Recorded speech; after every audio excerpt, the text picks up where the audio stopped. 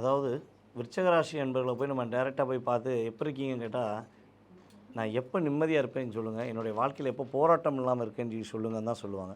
அதுவும் கிட்டத்தட்ட வந்து பார்த்தீங்கன்னா, இப்போ சனி பகவான் வக்ர நிலையில் மீன ராசியில் அமர்ந்து அவங்கள படாத பாடுபடுத்திட்டாரு. அதுவும் அனுஷ நட்சத்திரங்கள ஊரை விட்டு போகலாமா, நாட்டை விட்டு போகலாமா, உலகத்தை விட்டு போகலாமா அப்படிங்கிற மாதிரி கேள்விகளை தன் மனசுக்குள்ளேயே கொடுக்க வேண்டிய சூழ்நிலையை கொடுத்துட்டாரு. இந்த விருச்சக ராசிக்காரங்களை வந்து பார்த்திங்கன்னா எல்லாருமே என்ன சொல்லுவாங்கன்னா, பட்டு பட்டுன்னு கோவப்படுறாங்க, குழப்பவாதிலாம் சொல்லுவாங்க. ஆனால் பொதுவாகவே விருச்சக ராசிக்காரங்க ரொம்ப ரொம்ப அன்பானவங்க, ரொம்ப பாசத்துக்கு ஏங்குறவங்க, பாசத்தை அள்ளி கொடுக்குற ராசி தான் நம்மளோட விருச்சக ராசி.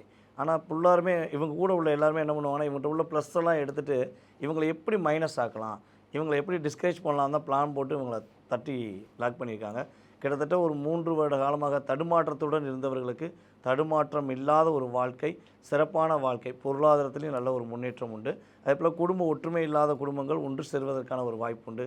திருமணம் சம்மந்தப்பட்ட விஷயங்களில் இவங்களுக்கு கட்டாயமாக திருமணம் நடக்கக்கூடிய வாய்ப்பு. ரொம்ப நாளாக திருமணம் பார்த்துக்கிட்டு இருக்கேன், வரன்னு தேடி தேடி அலைஞ்சிட்டேன், எல்லா மேட்ரிமோனிலையும் பயஞ்சு பார்த்துட்டேன், சொந்தக்காரங்கிட்டலாம் கொடுத்துட்டேன், ஆனால் எனக்கு வரணும் அமையலை அப்படின்னு வருத்தத்தோடு இருக்கிற நம்முடைய விருச்சகராசி என்பவர்களுக்கு உங்களுக்கேற்ற ஒரு வாழ்க்கை துணை உங்களுடைய ஊர்லேயோ அல்லது உங்கள் தெருவிலேயே இருக்கக்கூடிய வாய்ப்பு உண்டு. வெளியூர்லாம் நீங்கள் போக வேண்டாம், உங்கள் ஊர்லேயே உங்களுக்கு ஏற்ற வாழ்க்கை துணை கிடைப்பதற்கான பாக்கியம் கிரகங்கள் ரீதியாக இருக்குது.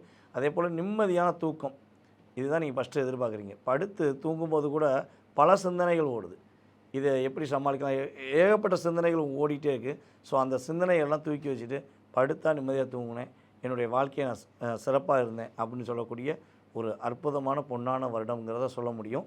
இந்த வருடத்தில் ஸ்டார்டிங்கில், அதாவது ஜனவரி முதல் ஜூன் மாதம் வரையும் உங்களுடைய குழந்தைகளுடைய ஆரோக்கியம் சம்மந்தப்பட்ட விஷயங்களை கவனம் செலுத்தணும்.